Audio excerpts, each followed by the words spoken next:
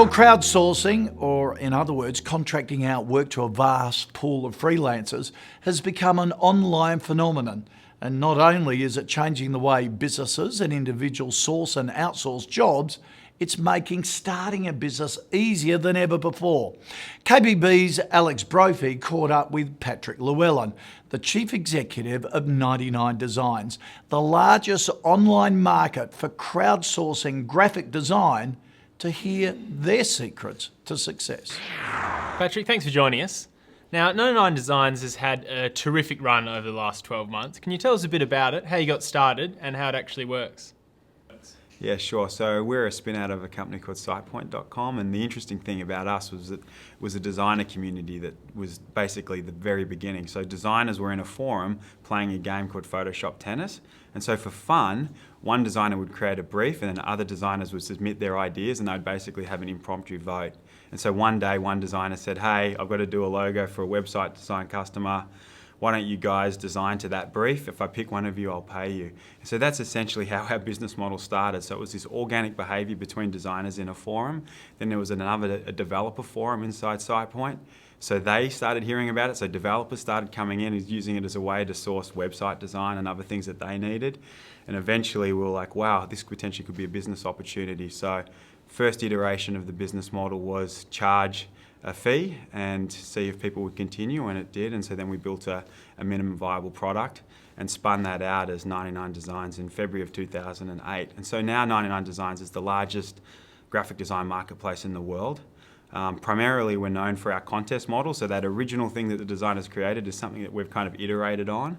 And so small businesses come, post their design concept, we collect the money up front, designers start to submit their ideas in real time, customers provide feedback, and at the end they pick the design that they love. We facilitate exchange, handover and payment to the designer. They get copyright and away you go. So in the design space, do you see it levelling the playing field between big business and small business?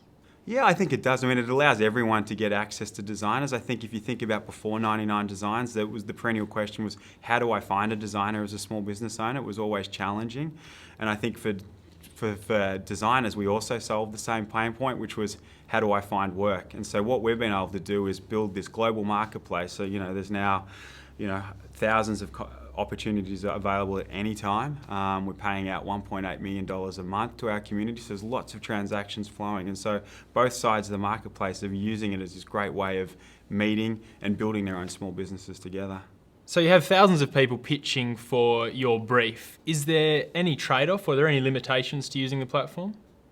I think we definitely are well placed to do simpler design. So we've definitely built lots of design that you see on our site is like logos, business cards, stationery, website designs, apps, icons, t-shirt designs, sort of generally across that path. I think if you're getting into complex web design, our process can be a little bit limited.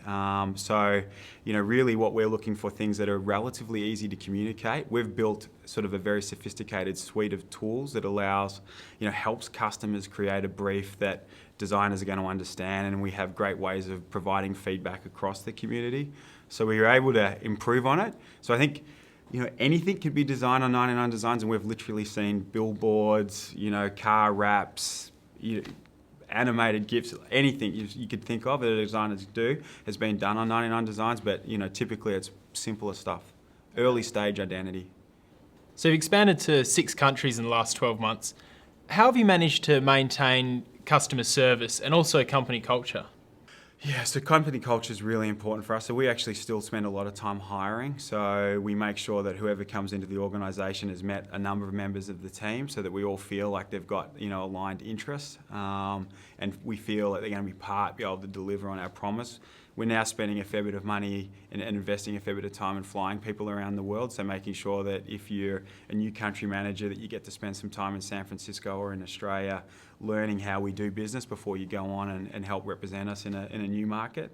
Better communication tools. So we've invested quite a lot in things like video conferencing, online wikis, better support documentation, all that sort of stuff. And really it's just communication, making sure that everyone understands what we're doing. As we've gotten bigger, I think it's become more and more important for us to have well-defined plans, well-defined goals. Every month we report back to to the team about how we're performing against the goals we set at the beginning of the year. We have weekly all-ins where the whole company gets online and communicates and discusses issues, but more importantly does things like, 1 week it'll be the Melbourne team demonstrating what they've built. Another week it'll be the customer support and marketing teams in the US, giving their feedback on what campaigns they're running. So, communication is really an important part around, getting everyone on the same page so that you can deliver the same level of service. Okay, and is it a similar thing when you approach the customer side of things as well? Sure, we just basically, our big thing is 80% of our customers still come through word of mouth. So delivering an outstanding service and being available for our customers is super important. So we've just taken a lot of effort to empower our customer support reps so they know that they can always do right by the customer, and that's going to be, do right by us. And for Australian startups expanding abroad, where do you think the best locations are? I think what you really need to do is focus on getting some critical mass whilst you're here in Australia. I think one of the mistakes a lot of people make is move too early or think too far ahead.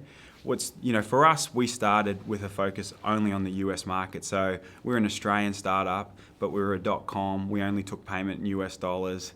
And so we were really focused on that one market. And so for 3 years, we operated solely out of Australia, but solving a problem primarily for that market. And I think what that allowed us to do was get better at servicing that market and building something of real quality. And I think if you diversify too quickly and start focusing on too many markets at once, it can be difficult. And so you basically disperse effort and get not good at any of them. And you can find that it's pretty tough to actually get anywhere. So I really believe in staying close to home. I think it's easier to do something in your home market where you've got support, parental support, friends, networks, people, all that sort of stuff, and really focus on solving that pain point. And then once you've got that solved, you feel like you've got that economic, model sorted out. You know how to acquire a customer, you know how to service a customer. Then I think you're in a great place to think about expanding offshore. Patrick, I appreciate your time. Thanks for joining me.